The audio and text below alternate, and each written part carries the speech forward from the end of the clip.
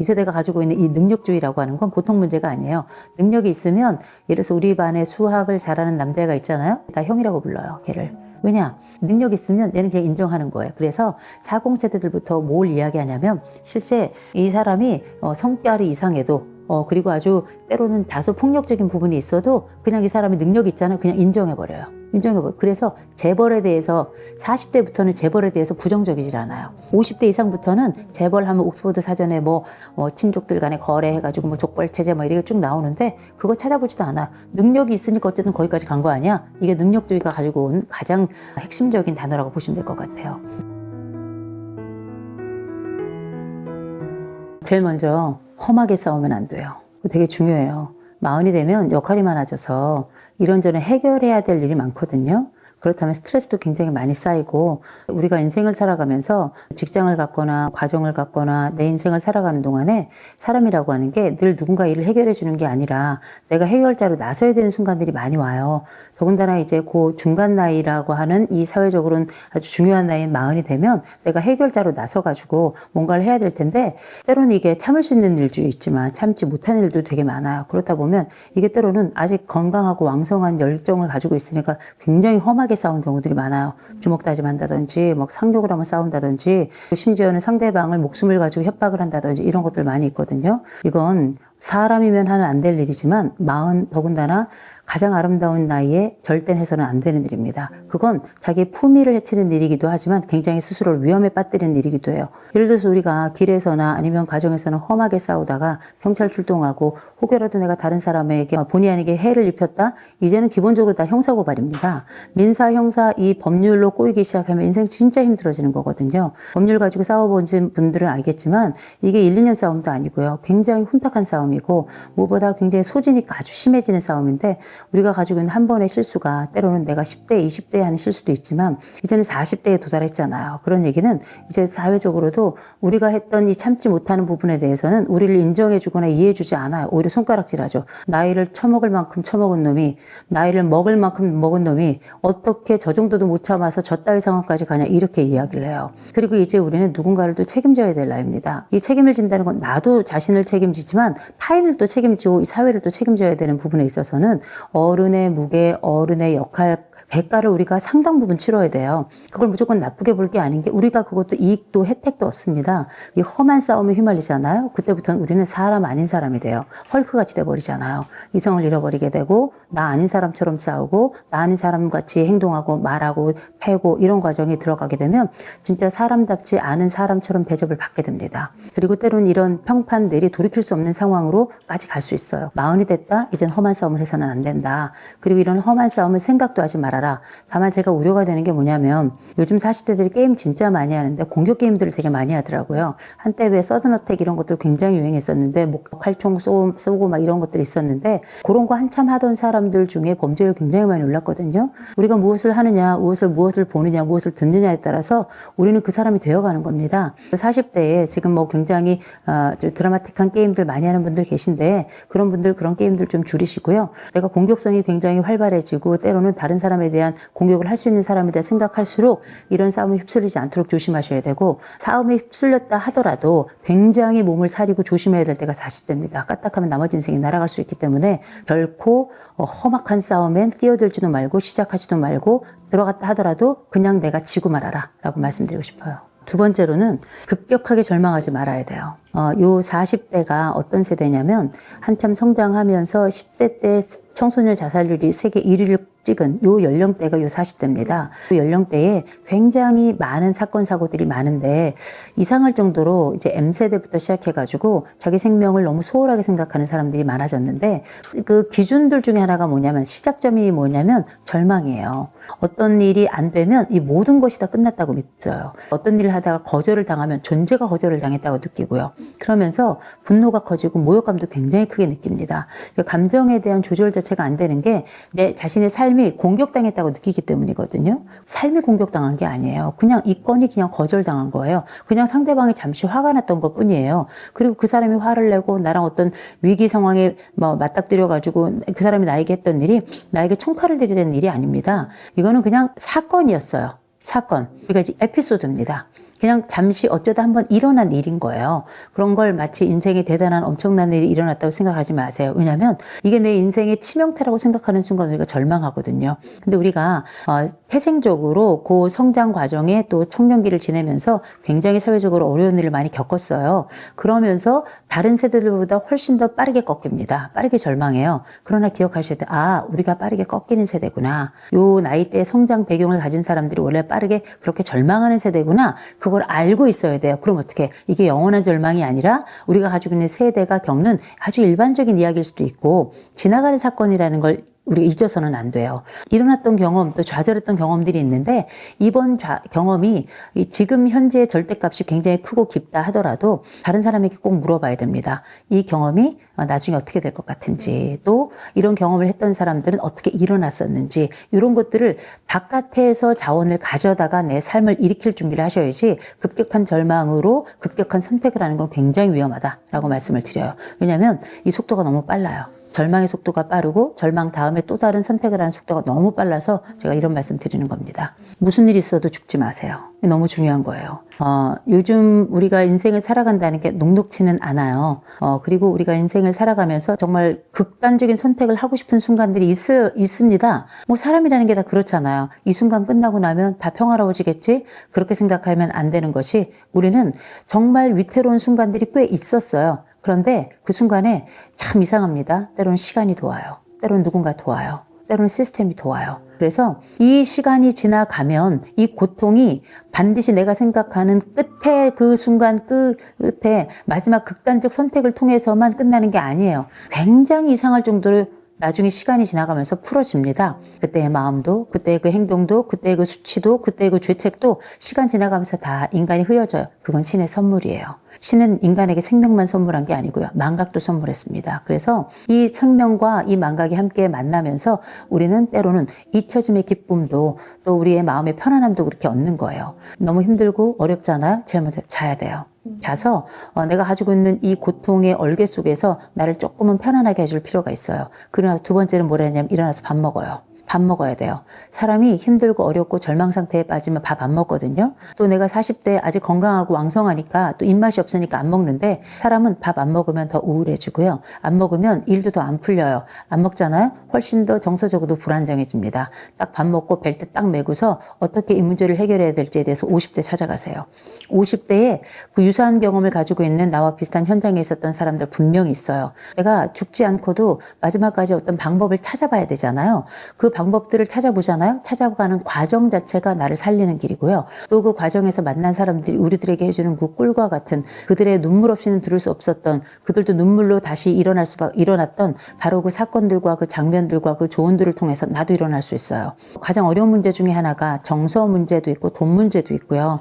또 관계 문제도 있고요. 이 세상의 모든 것들이 다 문제일 수 있어요. 근데 한 번 죽겠다고 시작하면 그 다음번에도 똑같은 방법을 선택하게 됩니다. 사람은 이게 가장 어리석은 방법인 줄 알면서도 가장 먼저 선택하게 되거든요. 저는 그거 정말 바보 같은 일이라고 생각해요. 왜냐면 나도 알아요. 이게 어리석은 선택이라는 걸. 그런데 어리석은 선택을 할 수도 있어요. 사람이. 원래 인간이 어리석잖아요. 그러나 다른 방법도 선택해보고 그 어리석은 방법을 선택하자라고 말씀드리는 거예요. 근데 다른 방법을 이미 여러 가지 선택해보잖아요. 반드시 길이 있어요. 반드시 돕는 자가 나옵니다. 정서적으로 돕거나 실질적으로 돕거나 또 큰 도움이 안 되더라도 작은 도움을 또 주는 사람들이 있어요. 이 과정을 거치면서 때로는 시스템이 돕잖아요. 여러 상담 센터도 있고 무료로 상담받을 때도 많고 이런 내가 어떤 신용불량이나 파산의 위기에 있을 때라도 나의 그런 상황들에 대해서 사회가 여러 그 회복 과정을 돕는 이런 체제들이 있잖아요. 그러니 살아야 된다.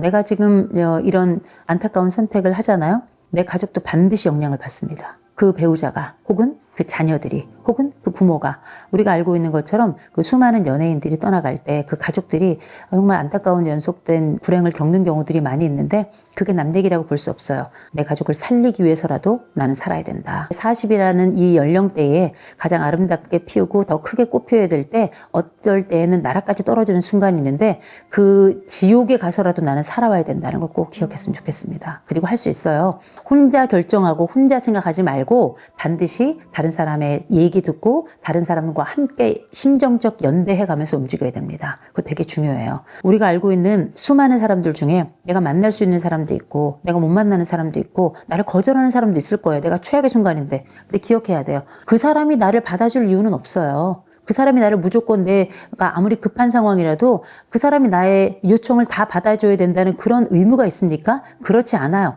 그냥 거절이 당연한 거예요. 그냥 도와주면 땡큐인 거고요. 그러나 문을 계속 두드려 보자는 거죠.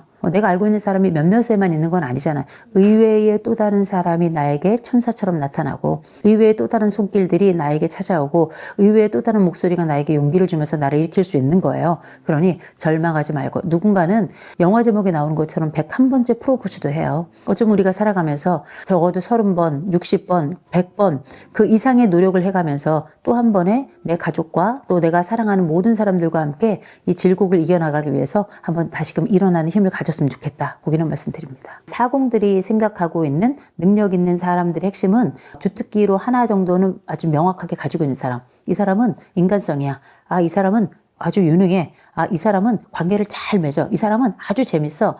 한 가지 주특기만 가지고 있어도 이 세대는 다른 사람들을 인정합니다. 나라는 사람은 어떤 특기를 가지고 있나 생각해보면 가진 게 없는 경우들이 태반이에요. 빈손이라고 생각하는데 그렇지 않아요. 왜냐하면 우리가 지금 40대까지 왔다는 건 뭔가를 했기 때문에 온 거예요. 아무것도 안 한 자는 여기까지 올 수 없는 겁니다. 그럼 나는 뭘 했나 생각해보면 나름 성실했어요. 또 나름 또 함께 어울리려고 애를 썼고요. 그리고 내가 지금 직장에서나 집에서나 내 역할을 어느 정도는 감당해 왔고 그게 잘했다 못했다 하지만 어쨌든 내가 함께하는 이 지역사회, 이 가정, 이 직장에서 어쨌든 내 역할을 꾸준히 하고 있는 거 아니에요? 내가 가지고 있는, 내가 발견하지 못한 주특기가 없을 뿐이지 실제 우리가 잘 발굴해보고 잘 뒤져본다면 어쩌면 융합된 주특기가 있을 수 있다. 적절한 성실성과 적절한 순발력과 적절한 인간관계 능력과 적절하게 자기를 돌본 능력 이런 것들이 골고루 있었기 때문에 우리가 여기까지 온 거거든요. 남들과 같은 탁월성이 없어도 괜찮다. 내 스스로를 요 정도 유지하면서 다른 사람들과 적당히 관계 유지하고 내 가족과의 관계 아주 나쁘지만 않고 때로는 위기가 생겼을 때 극복해 본 경험이 있고 지금도 그 극복을 꿈꾸고 있다면 나는 괜찮은 사람이고 앞으로도 다른 사람들과 괜찮은 40대를 살아갈 가능성이 굉장히 높다라고 말씀드리고 싶어요. 이 세대가 가지고 있는 이 능력주의라고 하는 건 보통 문제가 아니에요. 능력이 있으면 예를 들어서 우리 반에 수학을 잘하는 남자애가 있잖아요. 다 형이라고 불러요. 걔를. 왜냐? 능력 있으면 얘는 그냥 인정하는 거예요. 그래서 40세대들부터 뭘 이야기하냐면 실제 이 사람이 성별이 이상해도 그리고 아주 때로는 다소 폭력적인 부분이 있어도 그냥 이 사람이 능력이 있잖아요. 그냥 인정해버려요. 인정해버려요. 그래서 재벌에 대해서 40대부터는 재벌에 대해서 부정적이질 않아요. 50대 이상부터는 재벌하면 옥스퍼드 사전에 친족들 간에 거래해가지고 족벌체제 이렇게 쭉 나오는데 그거 찾아보지도 않아. 능력이 있으니까 어쨌든 거기까지 간 거 아니야? 이게 능력주의가 가지고 온 가장 핵심적인 단어라고 보시면 될 것 같아요. 40대는 50대 이상 부부들하고 달라요. 자기 세계가 명확해요. 40대 부부들의 상당수가 맞벌이를 하는데 이 맞벌이하는 부부들 중에 서로 간에 월급을 알고 있는 사람들이 많지 않아요. 예, 그게 자기 세계를 구축하고 있고 그거 각자 했던 노동은 자기의 몫이라고 생각하고 이때부터는 효도도 셀프잖아요. 그래서 내 엄마 아빠 어떤 행사에 내 남편 내 아내 안 와도 별 문제 없어요. 괜찮아 나도 안 가면 되니까 우리 퉁치면 돼. 근데 그게 위쪽에서 볼 땐 사이가 안 좋은 거 아니야? 윗세대는 이렇게 볼 수 있는데 그게 아니에요. 이게 이들의 문화예요. 그리고 어떻게 이게 1대1 일명 우리가 알고 있는 MG의 공정 문화거든요. 부부 사이에서도 어떻게 보면 냉정해 보일 수도 있어요. 그래가지고 왜 결혼 신고도 되게 늦게 하잖아요. 살아보고서 내가 후회하지 않도록 너랑 한 3년 살아보고 그때까지 괜찮으면 그때 혼인신고 하리라. 심지어 아이 낳고도 혼인신고 나중에 하는 사람들도 있어요. 그 얘기가 내인지 어떻게 하냐고. 완전히 깜짝 놀랄 일인데 근데 그거를 무조건 냉정하다고 얘기할 수는 없을 것 같아요. 왜냐하면 실패하고 싶지 않은 세대라서 그래요. 이 실패에 대한 두려움이 굉장히 큰 세대거든요. 이 결혼이 어쩌면 내 배우자와 함께 살아가면서 짧은 결혼이 될 수도 있다는 걸 이 사람들은 다 알아요. 우리 처음에 좀 결혼할 때 누가 얼마 재산, 집 구하고 이런 거 있잖아요. 요 40대부터는 남자는 집, 여자는 혼수 이거 아니고요. 반반 내기 시작한 세대예요. 그래가지고 헤어질 때도 되게 쉬워요. 반반하면 되니까. 오르면 같이 오르고 떨어지면 같이 떨어지는 거 아니에요? 그래서 이 세대가 가지고 있는 이 부부간의 독특성도 우리가 윗세대하고는 많이 구분을 해야 된다라는 게 제 생각이에요. 그럼 부부가 어떻게 하면 잘 지낼 것인가? 일단은 사생활 되게 많이 존중해 줘야 돼요. 제가 진짜 놀랐던 것 중에 하나, 40대 부부들 이벤트 많이 해야 돼요. 우리가 최수종 이후로 모든 남편은 다 이벤트를 해야 되잖아요. 근데 최수종 씨는 이제 나이가 들었어요. 근데 그때 이후로 이벤트가 훨씬 더 구체적이고 다양해졌고 그리고 횟수도 잦아졌어요. 우리가 연인들이 살아갈 때 해봐야 뭐 발렌타인데이, 화이트데이 뭐 이런 거였는데 365일이 데이예요. 데이 바이 데이. 응? 맨날 데이야. 그런데 그거 안 채워주잖아요. 그거 신경 안 쓰잖아요. 이게 이혼 사유까지 가요. 아시다시피 요새는 뭐 연애를 해도 100일 기념, 200일 기념, 1000일 기념. 뭔 놈의 기념이 그렇게 많아. 그렇죠? 근데 결혼에서도 마찬가지예요. 결혼에서도 뭐 결혼기념일은 당연히 챙기는 거고 뭔 놈의 기념이 많더라고요. 그리고 옛날에 연애할 때 했던 기념일도 다 챙겨야 돼요. 그게 다 이벤트잖아요. 제가 상담할 때도 이벤트를 안 해줘서 이혼하겠다고 온 부부들도 생각보다 굉장히 많아요. 내 생일 안 챙겨줬어. 우리 엄마 생일 안 챙겨줬어. 이런 거. 나는 너 엄마 생일 챙겨줬는데 너는 왜 내 엄마 생일 안 챙겨주니? 나는 내가 니네 엄마 이벤트 할 때 이렇게 해줘까지 했는데 너는 왜 내 엄마 이벤트 할 때 이렇게밖에 안 하니? 공정의 대결이 사실은 이런 뭐 어떤 사랑에 대한 대결로 해서 서로 간의 이벤트를 챙기는 게 굉장히 중요해요. 적금은 못해도 이벤트는 해야 되는 거니까. 그죠? 그 바닥에 장미 죽고 쫙 깔고서 그놈의 초는 왜 이렇게 켜? 서로 간에 뭐 이것도 하고 저것도 하고 와인도 마시고. 그래서 우리가 알고 있는 드라마 속에 있는 걸 다 아는데 옛날에 도시 아이들이란 그 가수 둘이 오호 그대와 나는 소설 속의 여인이 아니요 현실의 연인이요 이런 노래를 불렀어요. 이들은 소설처럼 살더라고요. 그래가지고 이벤트도 원하고 SNS 이럴 때도 뭐 짜잔하고 자기에게 어떤 선물이 왔다 어떤 이벤트가 있었다는 걸 보여줄 만한 거리를 줘야 되더라고요. 그래서 내 배우자가 나를 빛나게 해주는 사람이어야 돼요. 그 개념이 굉장히 중요하더라고요. 사실 윗세대가 볼 때는 저게 왜 인생의 낭비냐 할 텐데 저는 그게 나쁘게 보지 않습니다. 왜냐하면 사랑은 낭비거든요. 사랑은 원래 사치예요. 그래서 내가 너를 사랑한다는 걸 끊임없이 확인받고 싶고 끊임없이 확인해주고 싶은 거거든요. 이들은 식지 않는 사랑을 하고 있는 중이다. 전 이런 말씀을 드리고 싶고 그런 차원에서 40대 부부들은 이벤트 열심히 해라. 그래서 이벤트 때문에 적금 든다는 분들도 계시더라고요. 뭐 어때요? 우리가 행복하기 위해서 남들은 이혼할 때 소송 비용도 쓰는데 이벤트를 위해서 적금 드는 게 뭐가 이상해요? 전 이상하지 않다고 생각합니다. 다만 우리가 공동의 어떤 목표가 있을 때도 보면 부부가 가장 잘 사는 부부들의 아주 중요한 속성 중에 하나가 뭐가 있냐면 속도예요. 어떤 부탁을 했어. 아내가 자기야 나 여기 있는 음식물 쓰레기 좀 버려줘. 그랬더니 남편이 알았어. 안 버려. 그러면 아내는 빨리빨리 버려야 돼. 남편은 어떻게 내일 버려도 돼. 이게 바로 부부가 가지고 있는 속도예요. 인생의 속도가 빠른 사람이 있고 인생의 속도가 느린 사람이 있어요.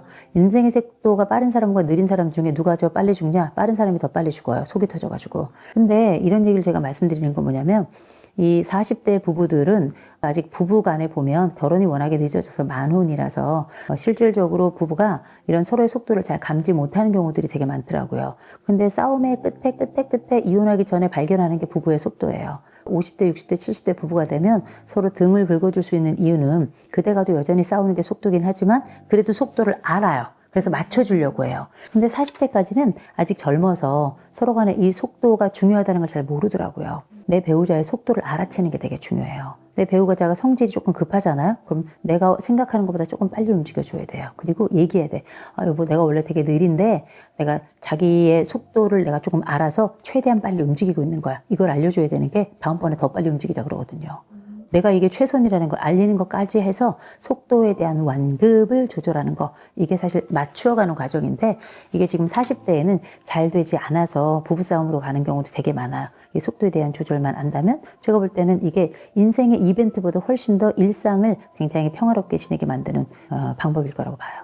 이제 마흔이 지나서 존중을 못 받는다 이런 사람들은 어떤 행동을 하는 걸까요? 어떤 특징 같은 게 있을까요? 그것도 종류별로 좀 나누어 봐야 돼요. 마흔이 넘어가는데도 존중을 못 받는 사람은 두 종류가 있어요. 진짜 존중받을 못할 행동을 해서 존중을 못 받는 사람이 있고요. 열심히 노력을 하는데도 불구하고 이거저거 다 해내면서도 존중을 못 받는 경우들이 있어요. 크게는 이렇게 두 가지로 나눈다고 본다면 제일 먼저는 존중받지 못할 행동을 하는 사람들이 있죠. 경박한 사람들. 다른 사람들에게 기꺼이 피해를 입히는 사람들, 그리고 스스로를 존중하지 않는 사람들. 이 세 사람들의 부류가 나이 먹어서 40 넘도록 존중을 못하는 사람들의 가장 핵심이라고 볼 수 있어요.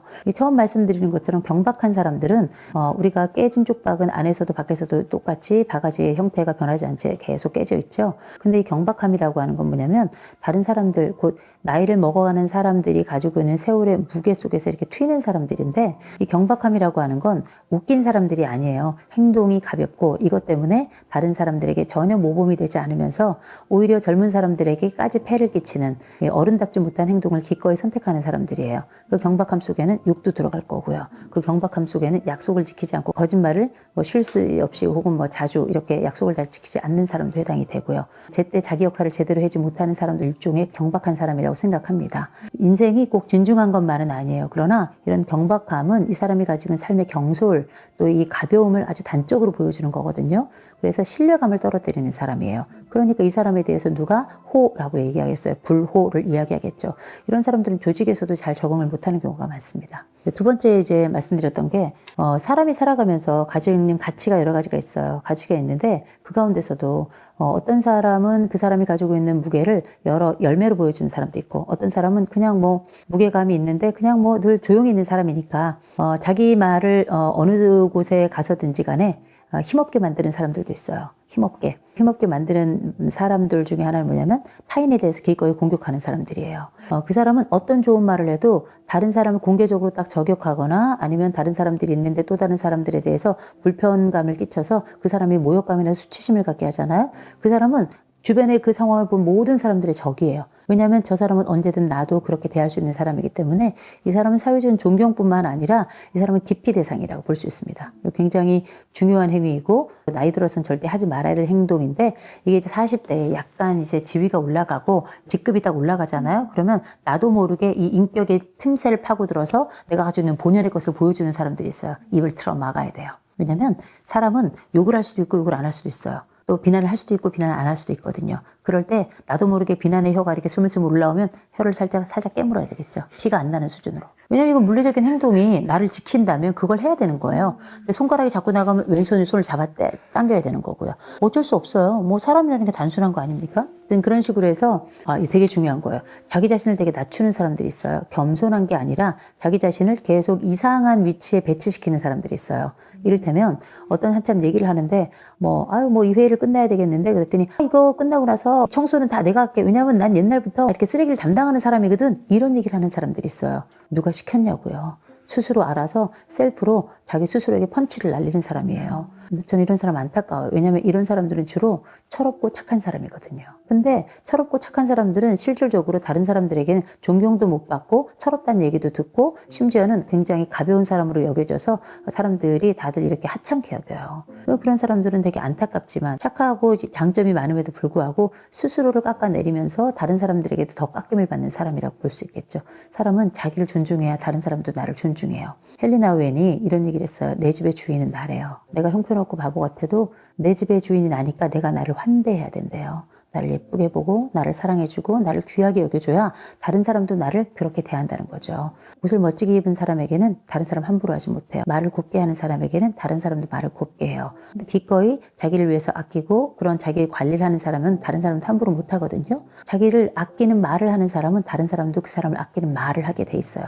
자기 말의 기준이 다른 사람들이 나를 평가할 때 기준이 된다는 것도 꼭 기억해야 될 겁니다. 자기 스스로의 이런 행동과 태도와 말 때문에 다른 사람들이 굉장히 가볍게 보고 쉽게 보는 사람이 있는 반면에 또 다른 부류 중에는 애 쓰고도 존중을 못 받는 사람이 있어요. 애를 하나도 안 쓰고 그냥 그렇게 존중을 못 받는 건 납득이나 돼요. 그냥 자기가 자기 발등 찍는 경우도 있고 그러니까 공은 공대로 드리고 애는 애대로 쓰고서도 나중에 가서는 결국 존중을 못 받는 사람이 있어요. 그 중에 이제 한 사람은 어떤 사람이냐면 일단 제일 먼저는 자기 복을 없는 사람들이 있어요. 자기 공을 뒤집어 엎는 사람. 일 다 해놓고서 맨 마지막에 다른 사람에게 너는 왜 나를 돕지 않아? 욕해가지고 그 복을 다 쏟는 사람들이 있어요. 이런 사람들은 서류 작업 다 해놓고 밤새도록 일 다 해놓고 난 다음에 다른 사람이 나를 도와주지 않았다는 걸로 욕 한 마디 해가지고 다른 사람들이 그럴 것 같으면 일을 하지 말든가 이런 얘기를 듣는 사람이죠. 이런 사람들 생각보다 되게 많아요. 마지막까지 조금 온 일을 다 했으면 마지막까지 조금 견뎠으면 그 옆에 누군가 알아주는 사람이 우리 김대리가 밤새도록 일을 해서 우리 회사에 이 김대리 없으면 어떻게 돌아가냐? 이 공은 다 김대리 덕이야. 이렇게 해주는 사람이 분명히 나오거든요. 근데 고세를 못 참아가지고 입이 방정이라 이렇게 자기 복을 폭 뒤집어 엎는 사람들이 있어요. 이런 경우는 약간 인내력이 부족해서 그런 거거든요. 누군가 나를 알아주고자 할 때에는 나에게 가장 필요한 거는 내 혀가 아니라 이 닫고 있는 입이라는 거 조금 기다려주는 그 마음 인내력이라는 거 꼭 기억하셨으면 좋겠고 또 한 가지는 공을 다 세우고도 이 인정을 받지 못하는 사람 중에는 실제 능력이 부족한 사람이에요. 밤새 일하고 서류도 다 작성했어요. 근데 오탈자가 많고 전체적으로 뭔가가 구멍이 많아. 것들이 온전치 못한 새로 어떤 결과가 나오면 누군가가 이걸 다 뒤집어 엎거나 많은 것들을 고쳐야 될 경우에는 이 사람의 노력이 애를 썼음에도 불구하고 빛나지 않거나 오히려 인정을 못 받는, 그의 결과가 오히려 그의 허술함을 보여주는 이런 결과가 있을 때가 있어요. 이런 경우도 사실 별거 아니죠. 이런 때도 역시 이 사람은 애를 많이 썼지만 인정을 받지 못하는 사람이라고 볼 수 있겠죠. 집안에서도 마찬가지예요. 뭔가를 막 한다고 설레발을 쳤는데 알고 보니까 다 허당이야. 그러면 이런 일이 몇 번 지나면 야, 니네 아빠는 허당이야, 니네 엄마는 허당이야, 이런 얘기 나오는 거거든요. 맨 마지막 부류가 정말 애쓰고 힘써서 정말 애를 많이 써서 어떤 일을 딱 해냈어요. 그 다음에 뭐 하냐면 자랑 엄청나게 자기 스스로 셀프로 내가 했어. 이런 거 나만큼 할 사람이 있는 거야? 그러면 우리가 알아. 잘했어. 훌륭하게 했어. 실제 엑셀런트한 결과가 나온 경우가 있으니까 본인의 입으로 너무, 그것도 한 번 하면 괜찮은데 다음 생애까지 그거 한 가지 프로젝트 성공 결과 가지고 다음 생애까지 써먹는 사람들이 있거든요. 그러면 이제 꼴사납죠. 아이, 그래. 네가 승자다. 네가 위너다. 잘 먹고 잘 살아라. 이렇게 얘기하는 경우가 나오는 거예요. 그러면 능력이 있다고 생각하지만 그 사람하고 일하고 싶지 않은 거예요. 왜냐면 내가 같이 일을 한다 그래도 결국은 자기 공로로 다 돌릴 테니까. 이런 사람들은 사실 수고는 수고대로 하지만 실제 가족 내에서나 회사에서나 인정을 못 받는 사람이죠. 그래서 왜 엄마 아버지들 보면 니들이 다 어떻게 해서 먹고 사는 줄 알아? 다 내가 벌고 말이야. 그래서 하는 거야. 그럼 애들이 처음에는 뭐 이렇게 하는 나중에 예. 아니면 어떻게 아주 잘나셨어요. 엄마도 같이 했거든. 우리 없었으면 아빠가 무슨 그렇게 일을 했겠어? 엄마가 이렇게 했었어? 제대로 하지도 못하는 것이 뭐 이런 식으로 얘기를 한단 말이에요. 우리가 굳이 뭐 존경까지 받기를 기대하진 않아요. 존중만 해줘도 땡큐인데 그럼에도 불구하고 이렇게 존중을 받기 어려운 환경에 자신을 노출하는 사람들도 있고 존경받을 모든 공로를 쓰고서도 그렇게 존중을 받지 못하는 사람들도 있는데 그럼에도 불구하고 존중받는 사람들이 가지고 있는 특징도 있겠죠. 존중받는 사람들의 가장 큰 특징은 뭐냐면 일단은 인격이 좋아요. 이 사람은 참 어떤 측면에서든 한 가지 주특기가 있는 사람인 경우에요. 하나, 인격이 좋은 경우에요. 이 사람이 참 사람 좋아. 근데 또 너무 무능하면 사람이 좋아도 소용이 없어요. 그래도 어떻게 이 사람 참 사람은 좋은 사람인데 하고 안타까워 하잖아요. 두 번째는 능력이 뛰어나도 그것도 괜찮아요. 특별히 M세대부터 특별히 40세대부터는 어떤 세대냐면 능력주의가 굉장히 중요해요. 그래서 어떻게 능력 없는 사람은 야 직장 그만둬야 되는 거 아니야? 임금 피크? 야 말도 안 되는 소리 하지 마. 이런 얘기가 나온 세대가 그 40부터 시작되는 거거든요. 우리가 알고 있는 이 세대가 가지고 있는 이 능력주의라고 하는 건 보통 문제가 아니에요. 능력이 있으면 예를 들어서 우리 반에 수학을 잘하는 남자애가 있잖아요. 그 반 애들이 다 형이라고 불러요. 걔를. 왜냐? 능력 있으면 얘는 그냥 인정하는 거예요. 그래서 40세대들부터 뭘 이야기하냐면 실제 이 사람이 성격이 이상해도 때로는 다소 폭력적인 부분이 있어도 그냥 이 사람이 능력이 있잖아요. 그냥 인정해버려요. 그래서 재벌에 대해서 40대부터는 재벌에 대해서 부정적이질 않아요. 50대 이상부터는 재벌하면 옥스퍼드 사전에 뭐 친족들 간에 거래해가지고 뭐 이렇게 쭉 나오는데 그거 찾아보지도 않아. 능력이 있으니까 어쨌든 거기까지 간 거 아니야? 이게 능력주의가 가지고 온 가장 핵심적인 단어라고 보시면 될 것 같아요. 40들이 생각하고 있는 능력 있는 사람들의 핵심은 주특기로 하나 정도는 아주 명확하게 가지고 있는 사람. 이 사람은 인간성이야. 이 사람은 아주 유능해. 이 사람은 관계를 잘 맺어. 이 사람은 아주 재밌어. 한 가지 주특기만 가지고 있어도 이 세대는 다른 사람들을 인정합니다. 나라는 사람은 어떤 특기를 가지고 있나 생각해보면 가진 게 없는 경우들이 태반이에요. 빈손이라고 생각하는데 그렇지 않아요. 왜냐하면 우리가 지금 40대까지 왔다는 건 뭔가를 했기 때문에 온 거예요. 아무것도 안 한 자는 여기까지 올 수 없는 겁니다. 그럼 나는 뭘 했나 생각해보면 나름 성실했어요. 나름 또 함께 어울리려고 애를 썼고요. 내가 지금 직장에서나 집에서나 내 역할을 어느 정도는 감당해 왔고 그게 잘했다 못했다 하지만 어쨌든 내가 함께하는 이 지역사회, 이 가정, 이 직장에서 어쨌든 내 역할을 꾸준히 하고 있는 거 아니에요? 내가 가지고 있는, 내가 발견하지 주특기가 없을 뿐이지 실제 우리가 잘 발굴해보고 잘 뒤져본다면 어쩌면 융합된 주특기가 있을 수 있다. 그 적절한 성실성과 적절한 순발력과 적절한 인간관계 능력과 적절하게 자기를 돌본 능력 이런 것들이 골고루 있었기 때문에 우리가 여기까지 온 거거든요. 남들과 같은 탁월성이 없어도 괜찮다. 내 스스로를 요 정도 유지하면서 다른 사람들과 적당히 관계 유지하고 내 가족과의 관계 아주 나쁘지만 않고 때로는 위기가 생겼을 때 극복해 본 경험이 있고 지금도 그 극복을 꿈꾸고 있다면 나는 괜찮은 사람이고 앞으로도 다른 사람들과 괜찮은 40대를 살아갈 가능성이 굉장히 높다라고 말씀드리고 싶어요.